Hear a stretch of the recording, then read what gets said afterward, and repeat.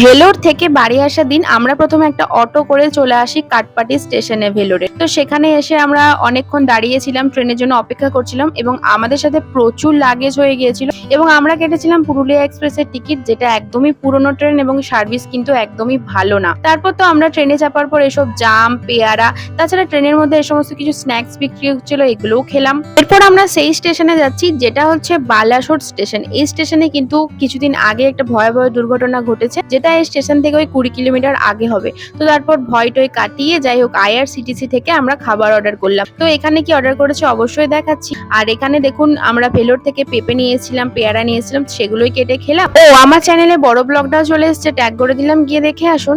আর এখানে দুপুর বেলাতে আমরা ওই খাবার যেটা অর্ডার করেছিলাম, মেদু বড়া, কচুরি, তো সেগুলোই খাওয়া দাওয়া করলাম এবং ট্রেন থেকে নামার আগে আমরা এই সমস্ত কিছু স্ন্যাক্স খেয়েছি।